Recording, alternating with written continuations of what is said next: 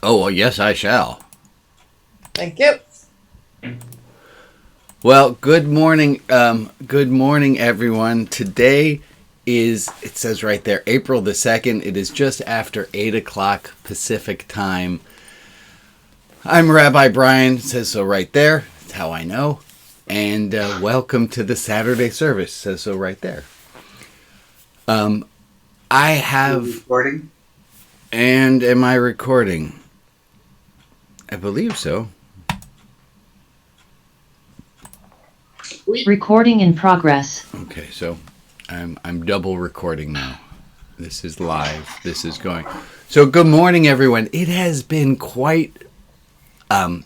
March was a lot of the month. There was a lot of month going on in March. We had Annie's bat mitzvah. We had a do-it-yourself, choose-your-own-adventure service. And then we had last week, I broadcast from my mom's dining room, from the loud plastic chairs there. And now I am back, and I have all of my controls at my hand, and I can show you. Here I am back in my office, and I can show you here everyone is. Here's the group, if you're watching on Facebook or you're watching later. So group, wave to each other. We won't use this view very, very much, but I do want to ask some questions while I have everyone on here. So just a show of hands. How many of you have hands? Okay, that was good. That was. I had a kid once in a math class who was in a cart. He couldn't walk, and he took me to task because in math I kept teaching. First step is this, the second step is this, the third step is this, and he pointed out very rightly that that was very ableist of me, and I could not come up with what else to say. I'll leave that for you for homework. I have no idea. I didn't know what to say. Good morning, Anne. Good morning, Barb. Good morning, anyone I haven't said good morning to. Just a show of hands. How many of you? How many is this a good day? Wow, that's a lot of people. How many of you is this? We're not sure if this is a good day yet. Okay.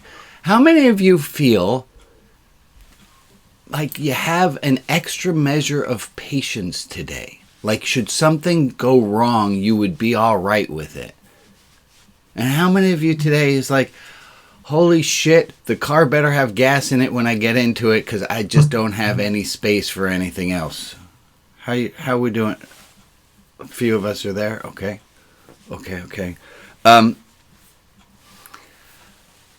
Let me ask, and we're going to try something. Jane and I sometimes say to each other, and I'm going to change the screens. Jane and I sometimes say to each other, because, well, most recently because Sparky, everyone's favorite little black dog, we came back from our trip and Sparky is no longer housebroken. He's tempting me to turn him into a little 2-foot by 3-foot fur rug to cover the part of the dining room floor that he has ruined. It happens. Well, I was going somewhere with this. Oh, so Jane and I said to each other, we used the phrase, I think we're doing this wrong. And I was taken by that feeling, and it felt pervasive, and it felt like something that I have all the time, and I wanted to check it out. Do you have that thought that goes through your head from time to time that says, I'm just doing this all wrong? I got a few nods going on. Yeah.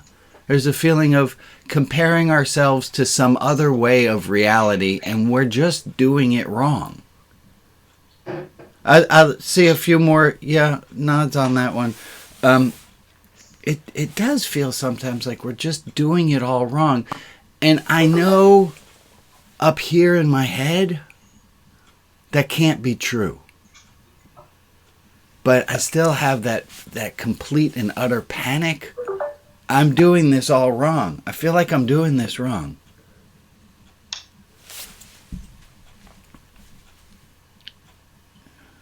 Like this moment right now.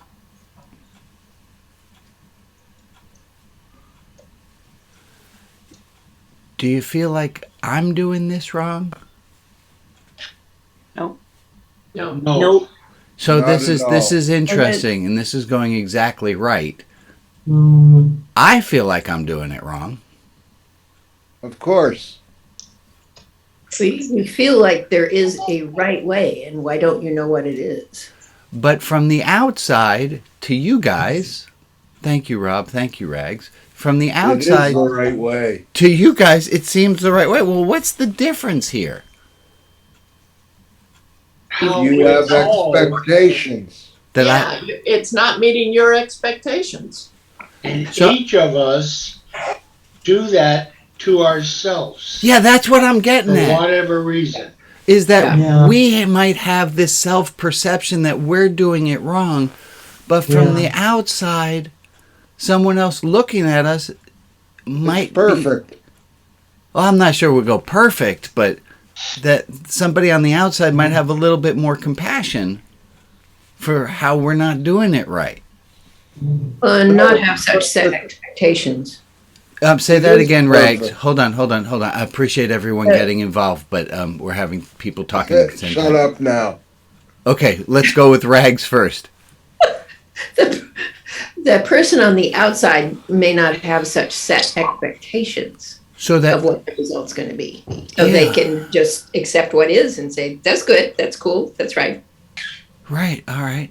And Hugh, you looked like you were saying something. I was just thinking about the fact that when I go to that place in my head, when I stop and am mindful of what's happening, I discover that I'm subconsciously comparing myself to other people when I do that.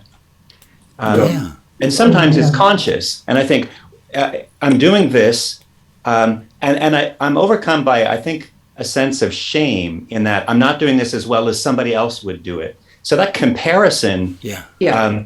plays a role, and sometimes it's subconscious. I'm not even aware that that's what I'm doing. Yeah, that we're comparing ourselves to some idealized version that we can't possibly live up to. Yeah. Yeah, It's Bob. so discouraging sometimes. Yeah, Emily, let's talk about that in a second, but let me get to Bob. Yeah, we set this up. Bob, what did you have to say? What would you do different? That's a good question. What would I do different? Well, I think the thing is, it goes to what we've been talking about, is that second arrow of I don't need to be kicking my ass that it's not going well until I hear from the outside that it's not going well. Well, from the outside, other people might think it's not going well, but you do. It could be the opposite too, right? I could think it's going just fine. Emily, you were saying something, and then I see Amy, and then Jess. Oh, sorry. Oh, I was just saying it just gets so discouraging sometimes. Because you just think somebody else knows how to do this, and I just there's just something wrong with me. There's just something wrong with me. If I weren't me, I'd be doing this better. How many of us have that feeling, right? If I did that a weren't lot yesterday. me. Yeah. Rag, say that again, and then we get to Amy. Oh, I just said I did that a lot yesterday. Right? It was one of those days I needed to go to sleep to let that go. Right. Right. I heard somebody saying that it's kind of like shutting down your computer and restarting it, as every time we go to bed, we're like shut down, start it up. Amy, you have your hand up, and then go ahead, Amy. No, we lost Amy. All right, Al. And I just wanted to say that there's a difference between being like in the driver's seat for a situation and being in the passenger's seat. Like I beat myself up a lot of time when think of myself as being in charge of a situation. I've got a vision of where things ought to be going. But when somebody else is quote unquote in charge, then I'm much more forgiving. I don't have as much of a stake in it going a particular direction. You're forgiving of them, or you're forgiving of yourself? You want to come here? Both. Come on. Yeah. Come on. It's a little easier when I don't feel like I'm in charge. Yeah. I used Just to to be flexible and open. So when we had field trips in high school, and I would take the kids on field trips, I would always want to be on the field trip with an administrator. I hated being.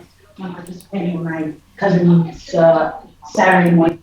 Sorry. I would hate being the one in charge, because if something happened, then I'm the one who has to deal with it. But as long as the vice principal was in my group. Jess, you were going to say something earlier? I was just going to just wanted to loop back to authenticity of love, because if I'm comparing myself to an idea of myself that I have of myself, that's not who I really am. Ooh. And so that's I'm not being authentic to my own self even. And that when we were talking about authenticity as love, as an expression of love, then I'm not exercising self-love if I'm relating to myself as an idea of myself, if that makes sense. It does. And I have a quote that we're going to bring. Oh, you remember moments ago when I had to restart? Maria, in your chat, because you were still on, the quote should still be there. Could you put that back in the chat?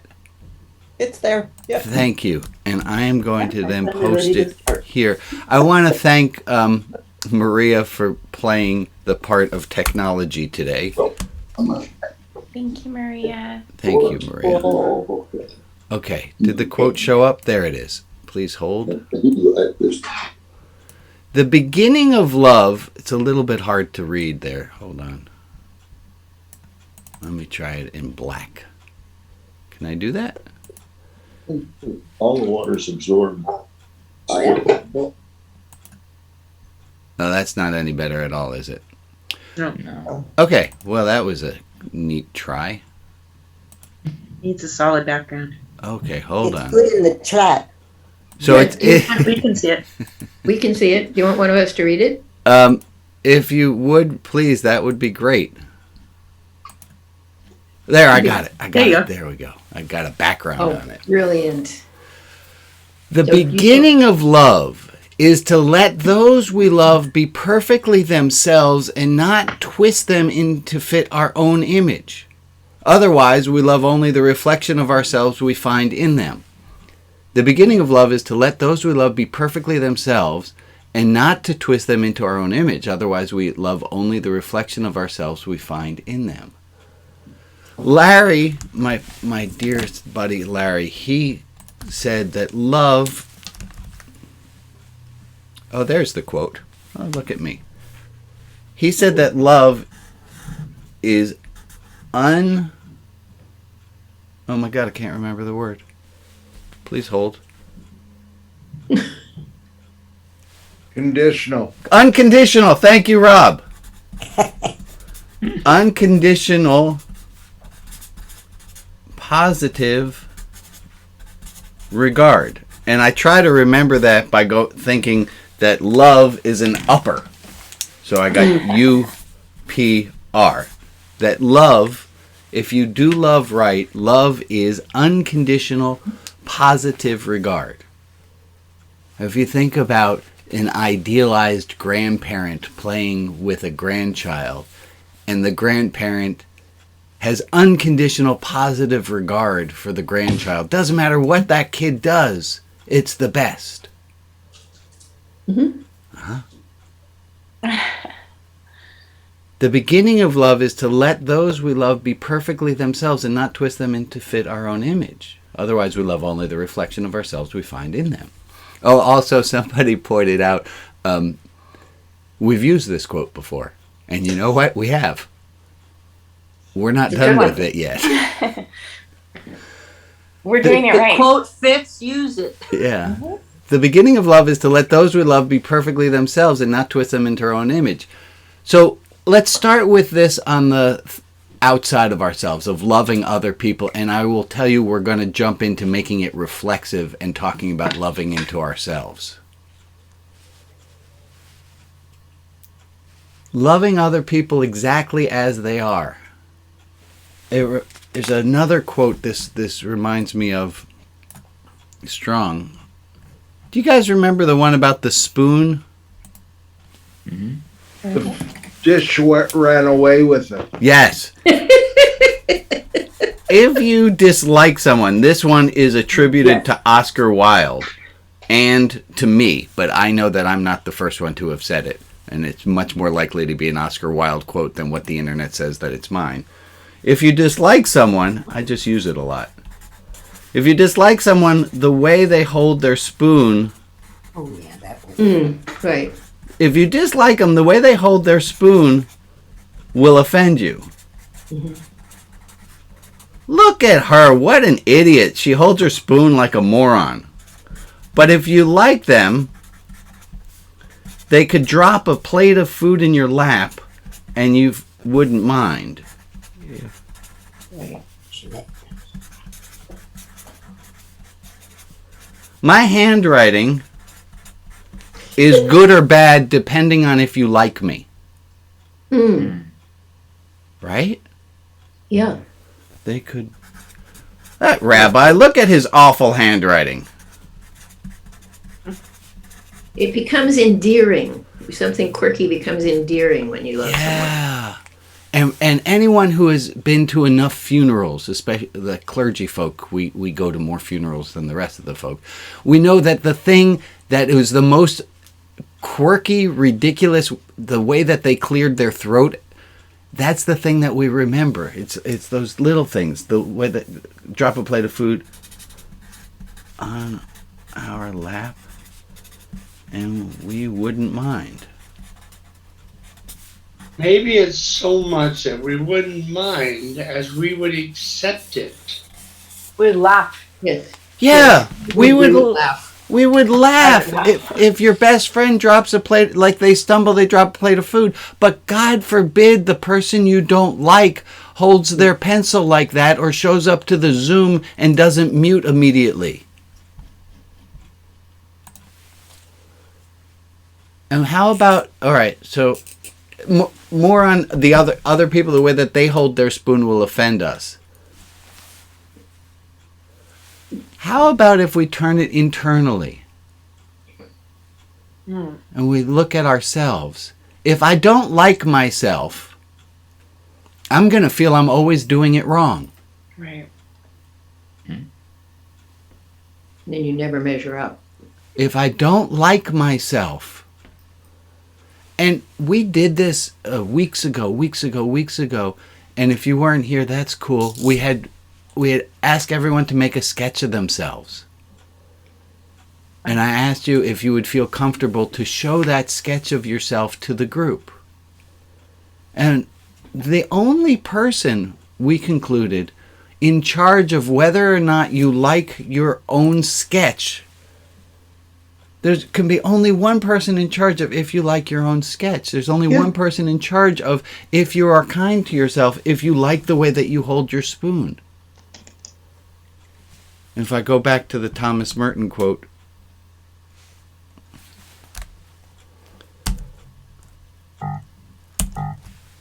come on, Brian. The beginning of love is to let ourselves be perfectly ourselves and not twist ourselves into some other image. The beginning of love is to let ourselves be perfectly ourselves and not twist ourselves into another image.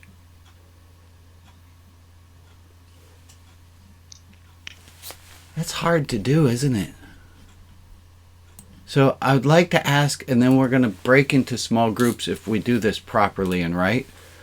I'd like to ask, first as a group, what is it that you know you can do that helps you to accept yourself as you are? What is it that you... again, please? Hold on. I would like you to say that again in a second. What is it that you know that you have done in your own life that helps you? So we're going to be answering in first person singular. What I have done or what I have tried that has helped me. And if you want, you can either go the other side of it and say, something I've done that I know doesn't help is. And I don't want people solving the problem for each other. This is each of us on our own. But to share aloud sometimes helps us. So what is something that you have done that has helped you? And I'll go first. And mine's math. I've done the math out. And I know if you are willing to forgive me my errors, which y'all do, because I make enough of them, right? You all are really forgiving and loving to me, that I can do the math and go, well, maybe I should, why can't I see myself that same way and be as kind to myself the way that this group is kind to me? Well, I can. Somebody was saying, there was another voice, and I thought it was Jess, but I don't know whose voice it was. Was there someone else's voice of, what is it that you do that helps you to remember that it's okay to love yourself perfectly as yourself, as you are? I'm happy to share what helps me, and it piggybacks on what you were saying. Art helps me so much, because when I was learning art, to make art, there was never, that was the first thing I learned. There are no mistakes, only lessons. There are only lessons. And for some reason I could apply that to art, but it didn't transfer to life. But after, 1,000 crappy drawings, crap that I thought were crappy, that my instructors would use as the example of, this is not a good composition, that helped me so much, because now I'm not attached to it. If it looks like scribbles, that's okay, because it just is what it is. And for some reason, I struggled for so long. I never made the connection with that in the life. But just drawing, I would definitely, doing that 1 minute self-portrait, and I used to take a Sharpie and do it on my mirror. And then wipe it off with alcohol.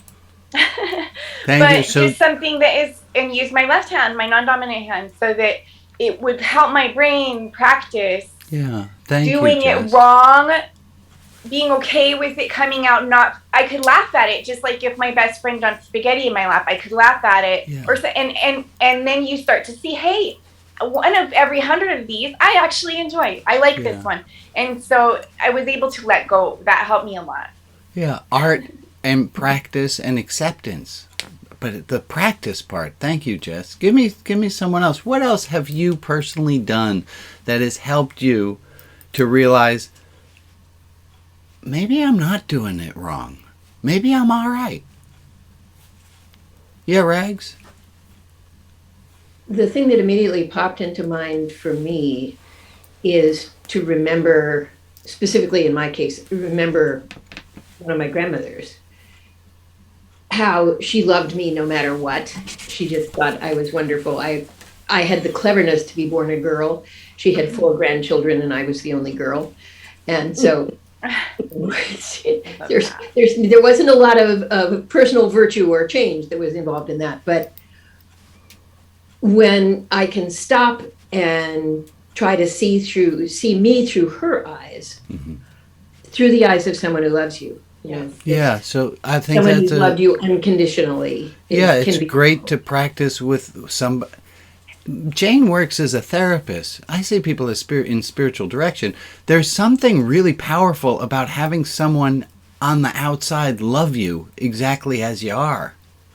And if you got to hire out for that because you don't have the right grandmother, hire out for that. But then to remember it, you make it a conscious discipline to bring that feeling, that regard back in. I mean, my grandmother's been dead, of course, for a lot of years now, but she's still with me and giving that. Yeah. I love that. So, with the,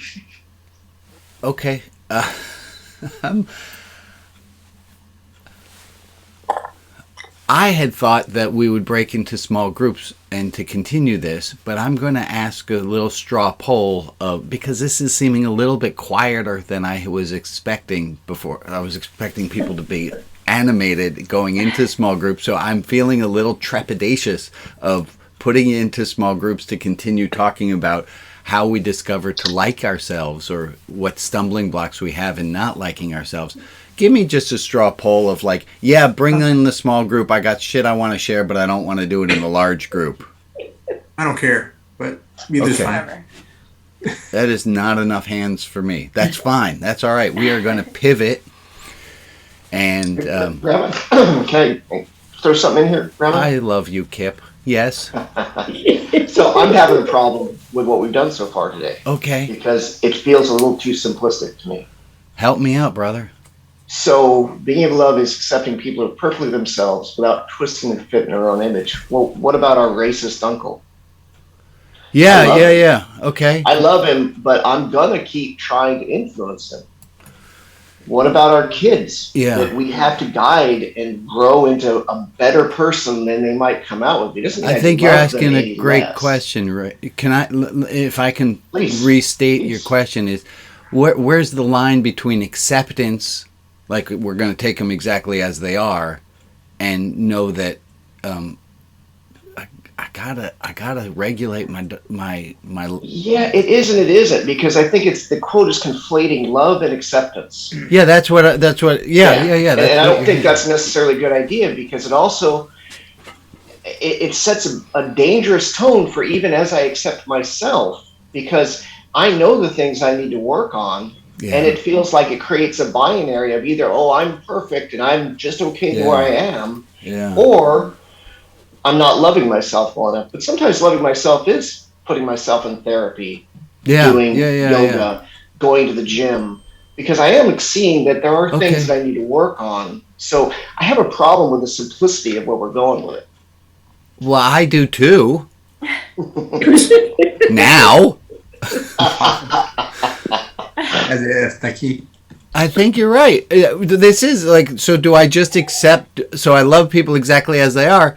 I'm going to love Vladimir Putin exactly as he is? That's a rough call. But I'm going to know that he's a human being, and that if I had been in the same situation he was in from the start, I may be making the same decisions, same bad decisions he's making. Yeah. But I'm not going to condemn that human being for it. So I guess our question is, if love is unconditional positive regard, which implicates acceptance, and I got to take things exactly as they are, and I got to take you as you are, dropping a plate of food in my lap.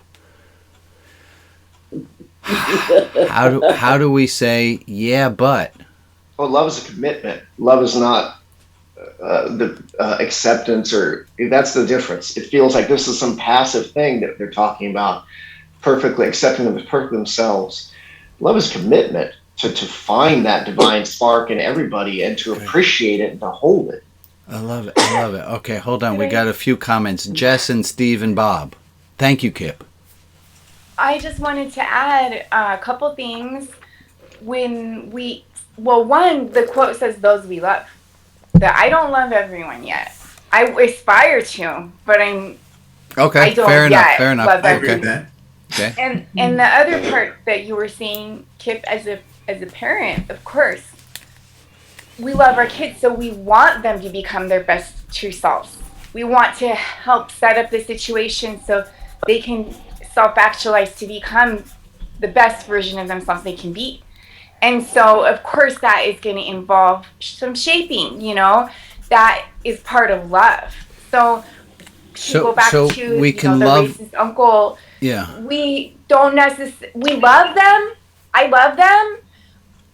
I also know kind of where my safety limits of engaging in that conversation without losing my cool, but still giving some shaping, like you were saying. You're still kind of bringing some, maybe this will help that person. I feel like the difference is it's always coming up from a place of wanting to help them be themselves, be the best selves. Yeah. Thank you. And you continue to talk to that person. You don't shun them. You continue to talk to them. You have dinner with them. You support them. And then if it comes to, gosh, Uncle, I really wish you wouldn't have said that, because that makes me feel very uncomfortable. Totally, Kip. And I think. Oh, but I want to get to Steve and to Rob and to Ann and to Eileen. So Steve, go. The thing that got me to be able to love myself. Yeah. I spent my career in small communities and very critical congregations where when anything went wrong, it was my fault. And I had this fantasy about my colleagues in other places who I never saw up close and working, that they were perfect. And in my retirement, watching everybody flail about has totally revised my estimation of my career and myself. And my abilities, because I realize they're all not perfect, and that we all can mess up and things. And so being able to see the faults of others helped me live with my own faults. That's wonderful. Right. And also, seeing my comment on the second thing was pretty much what Jess said a few minutes ago. It's the fact that I care enough about somebody to engage with, whatever bugs me about them. Right. I first accept them as my uncle and family and all of that, so that there is a caring that is just naturally there. I'm not writing them out of the family, but there's a lot about them that drives me nuts. Thank you, which Steve. I may or may not engage and try to improve. Thank you, and I'm thinking on Marshall Rosenberg's nonviolent communication of being able to say the correcting thing without having the heat behind it, where you're not putting the other person into a corner, that we're doing it with more love. Bob, and then Ann, then Eileen, then Sari, then Aaron. Oh my goodness gracious. Let's try to keep them. Go, Bob. I think that sometimes we get confused between the person and the actions. Yes. And that I think that when we assume that we have all the right answers and make a judgment based on what our thoughts ought to be, that we may be in a wrong place, because that I can love myself, but not necessarily like what I did or pass judgment on that. I like that very much, Bob. Right? We can do both. Right. And so I think that sometimes, like with somebody dumping a plate of spaghetti, in my lap, I may not like that. I may become a little bit frustrated because of what it causes me to have to do as a result of that. But that doesn't mean that I now have to dislike that person, or that I can't show love and respect and say, oh, it's not that bad. I like what you're saying, Bob, that we can like and love and they're separate things. Thank you. Ann, what say you?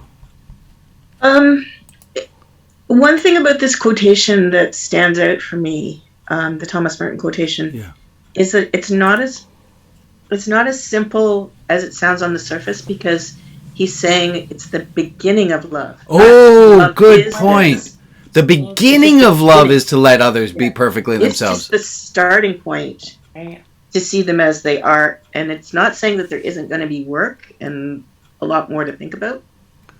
Really good. Good. So, but you can't love people unless, so it's the beginning of love. You can't love people unless you accept them. It's the starting point of love is to accept them. Yeah. I love that. Thank you, Ann. Thank you, Ann. That is a very, very important beginning.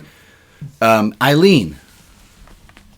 Gosh, so many things through my head. I too thought to love the person doesn't mean we have to love their behavior. Bob said. And I know I have to control the emotion within and focus on the issue. and that's what was said also, how we respond. But on a whole a little bit off the point. I had a conversation with my sister yesterday, and we were talking about biology. And I said that I had a biology teacher in college who loved biology. And she loved biology so much, I wanted to do better in the class because she loved it. She just, she exuded the love of biology. And then my sister said, I had a teacher that was great too. That and then I thought in the beginning when you said we're doing this wrong, I thought about a lot of past Saturdays, observation versus judgment. Yeah. Okay, they're separate. Depends on the puppy. What's the right method? This isn't working. But I don't know. I really I don't have that negative voice in my head. Thank God. Usually. Yeah. Well, good. And I really talk to my friends in third person. Like, be nice to my friend Brian. Yeah. Today, and that's a good tool. Also, is if you could imagine somebody besides yourself doing that thing that just happened, and you can find compassion if another person had done it. Well, then it's. Then we know that we should be able to find compassion for ourselves if we have done that same thing.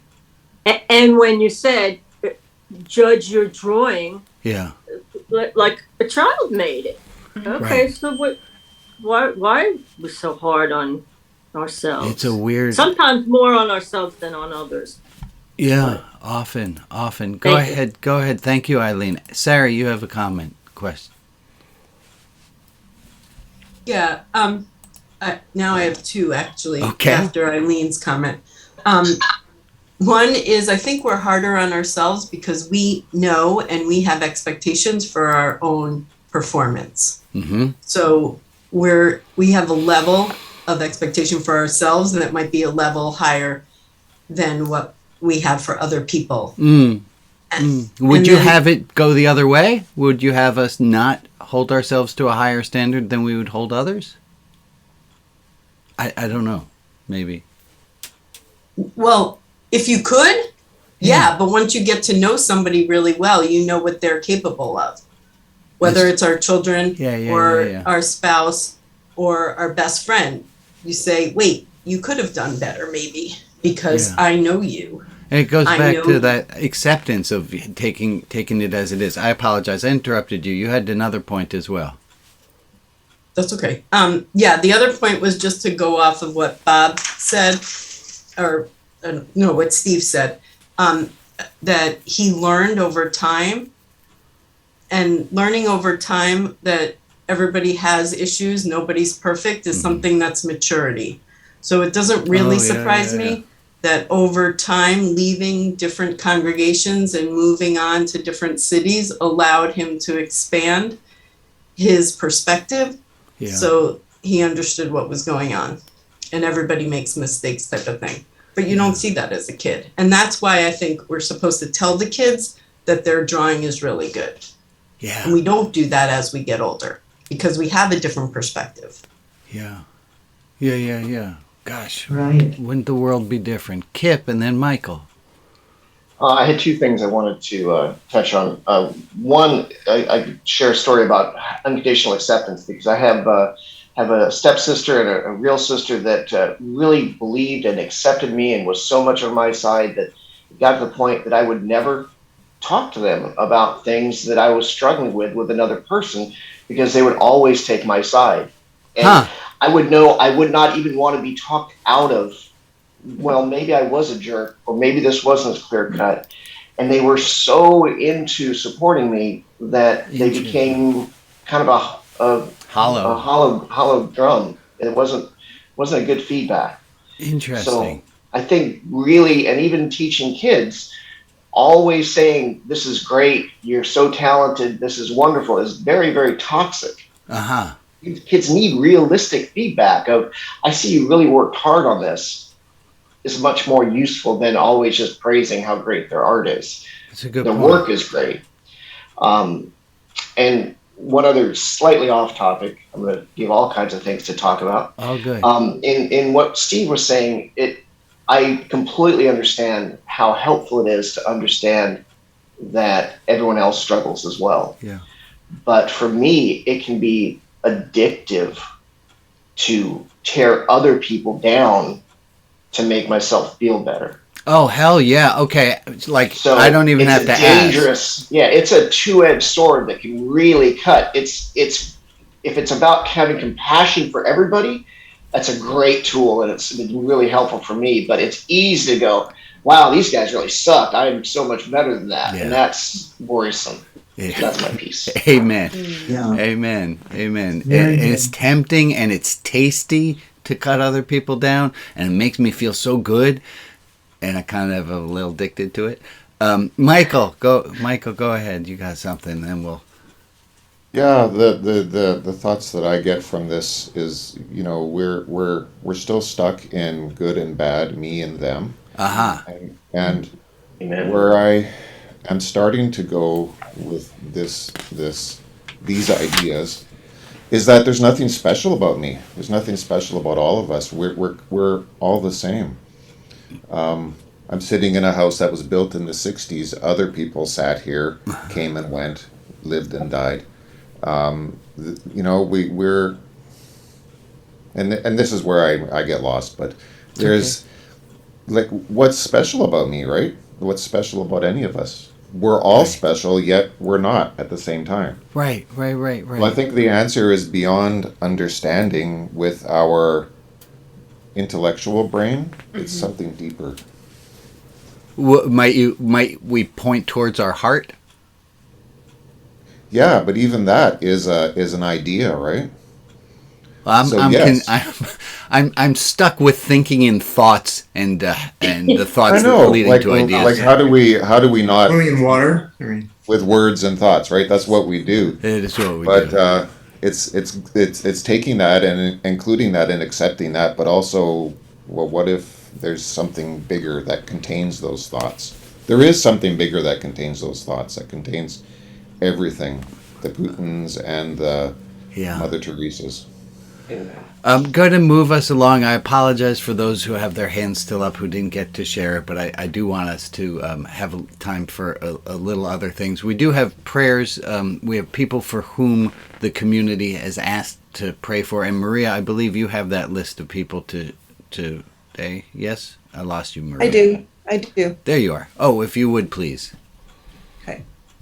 The names on the list for this week are Rita, Tula, Scott G, Margaret, Diane, Alex, Francis, Amy A, Amy G, Betsy Morrow, Patsy, Jeff Brooks, Shelley, Zoe, Shirley Wayness, Ukraine and Russia, and if there's anyone else in our community where we can offer some love and light, you can put their name in the chat. Thank you. And let's sit for a minute. It's just starting right now.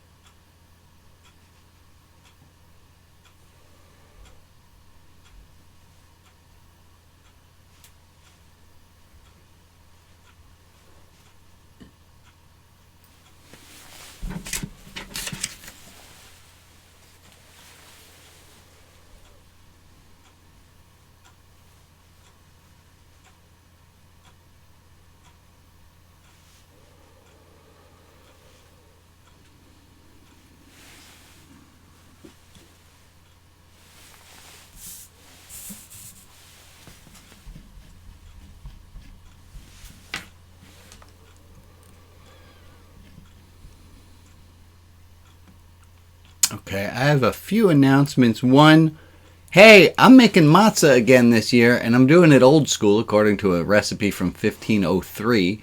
If you've never done the matzah making, it's going to be on April the 9th. I probably already sent you an email about it. I'll send out another one. But on April 9th, if you've never made matzah before, this is an amazing recipe that was found in the annals of the Spanish Inquisition, which is totally... I can't get my head into the idea of Moses and leaving Egypt. Like, my brain can't go that far back. But the idea of 1503 and people living in Lyon, France, Lyon, Spain, and there was this woman named Angelina whose maid told the Inquisition, hey, every Easter that I've been working for them, Angelina makes this flat bread and she uses ingredient to make it.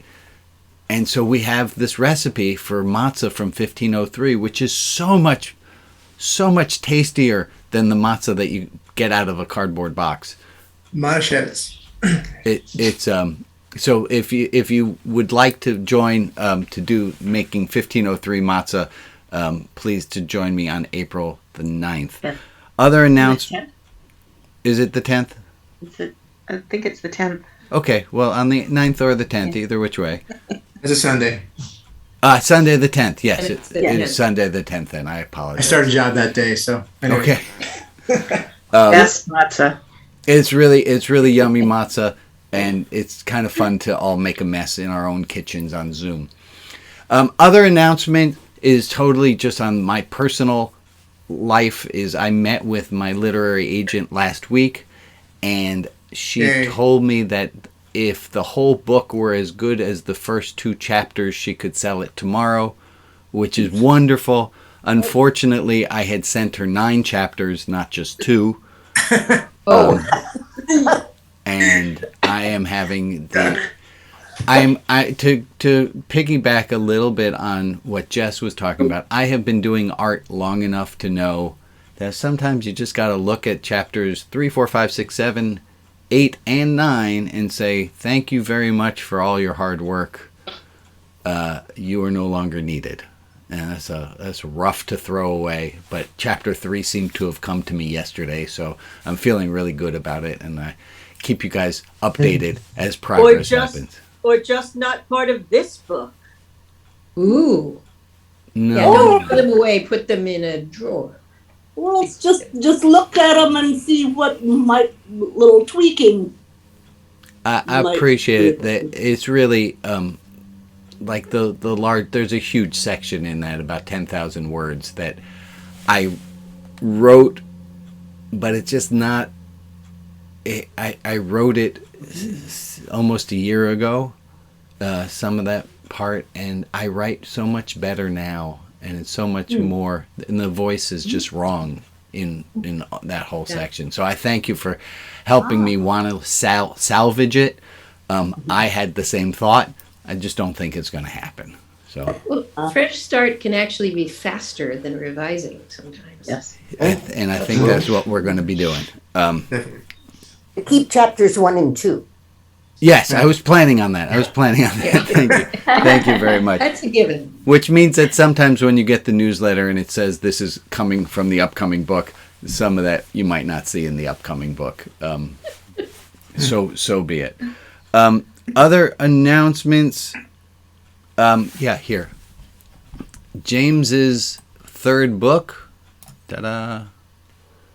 Profiles and Rehabilitation. The books actually do not levitate, whatever it is that image makes you think that they do. They do not. These are James and different ones of his friends wrote different chapters. So it's called Experiences That Change Prisoners' Lives and the Book That Can Change Yours. I will put links, and when it is done, it's being proofed. But I think you might enjoy reading from some of these guys who... Boy, does that give you some perspective. That's that.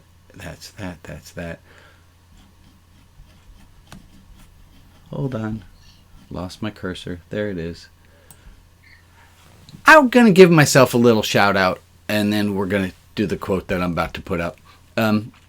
If you go back and if you go back and you look at the Saturday service from 2 years ago, because this is almost 2 years that we've been doing this. And if you've been coming the whole time, great.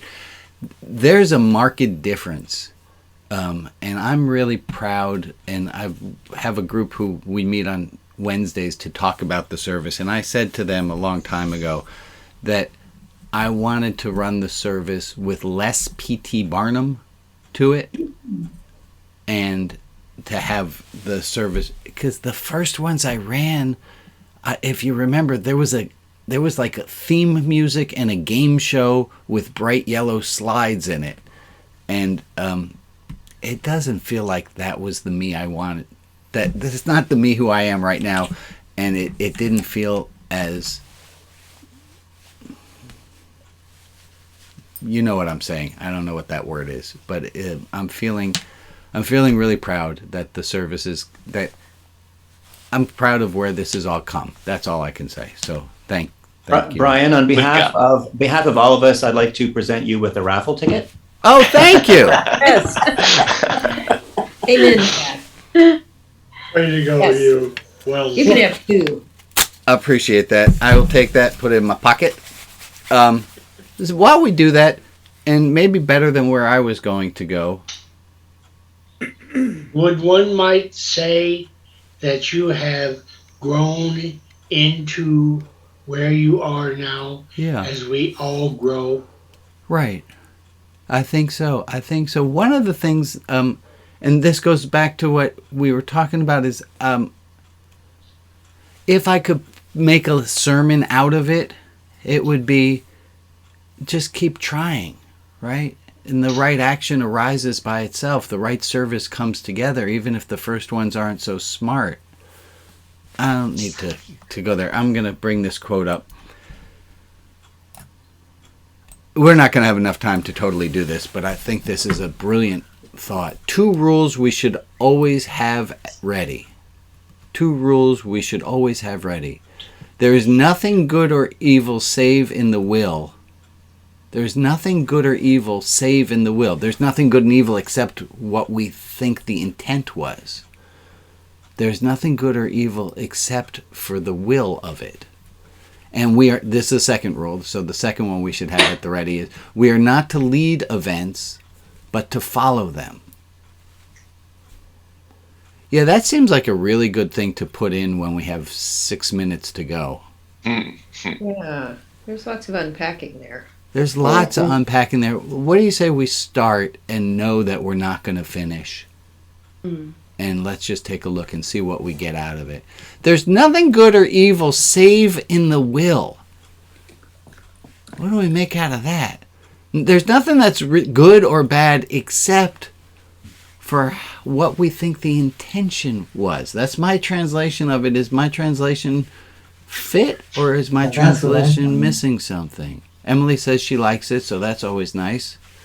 Unless because I couldn't figure out save, because that's an old term. Yeah, there's nothing good or evil except unless without will it being. Is that a tree in the forest kind of analogy?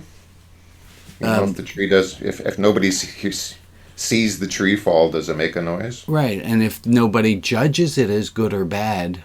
Yeah, well, somebody who is caught in a hurricane is going to think about the will of God or something. Right. And whether that means the universe is good or bad or whatever. But it's just a hurricane, right? It doesn't have a good or a bad. Jordan, evil has to do with intention. Yeah. Or a swift breeze.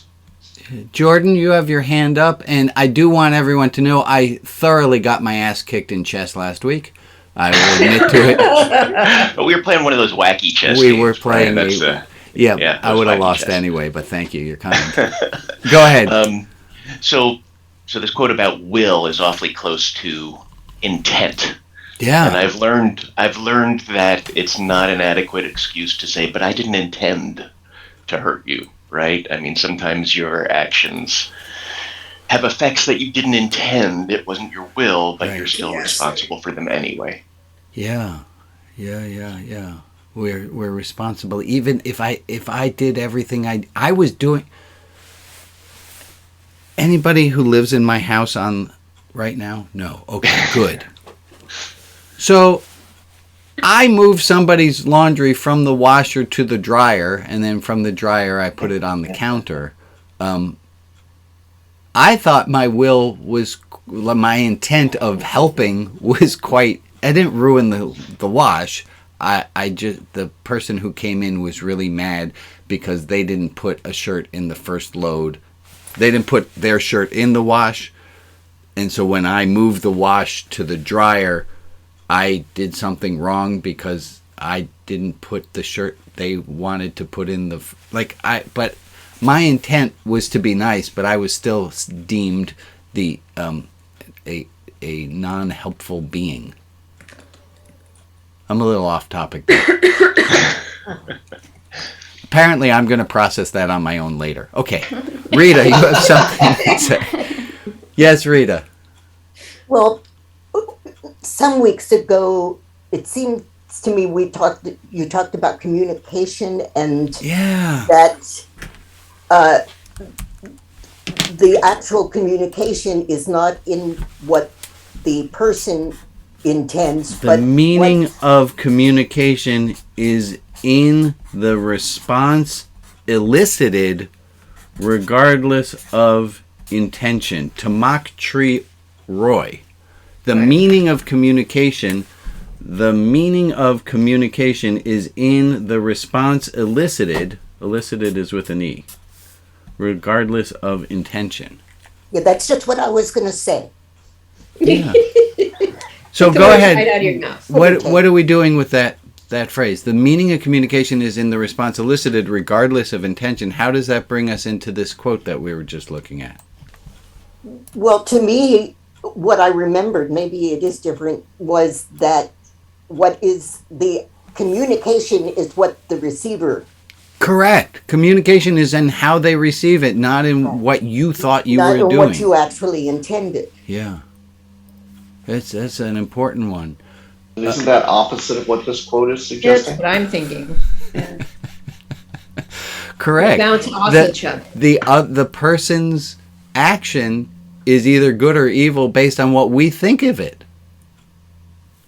Is that what this one says? No, that was this one. Yeah, right. And the other one is saying it's not good or bad, except in how they intended it, or in how we see what they intended. Okay, this is fantastic. Let me jump us to the second half of this quote, which says, we are not to lead events, but to follow them. I'm going to make that our homework. Let's try that for next week, shall we? Last week we did a bit about adding a little bit of spaciousness in. And this week, can we see if we can't try to follow events more than lead them? Do we have to be sure that's a good idea? I don't know that's a good idea. Okay. Yeah, doesn't feel like that's it's tough. I mean, what about social justice? I mean, right off the bat, we're out of luck. Okay, Kip and I are on a team here. I kind of see that as rather than renouncing our agency in a situation, being the twig that's floating down the stream of seeing what the situation is. Now it's flowing into the moment where social justice is something that I'm talking to Uncle Bob, and now we're having social justice over coffee because I mentioned how that hurt me what he said. Or whatever. That it's not about renouncing that agency, but not trying to grip the reins and flow into the moment where it can be most effective.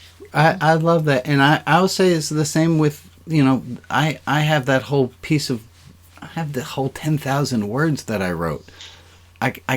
It's a dead end, those words. I need to let go of them and follow where this book is taking me, not where I think it should go. And to Rags and to Kip and to everybody, let's just think about this quote. We are not to lead events, but to follow them.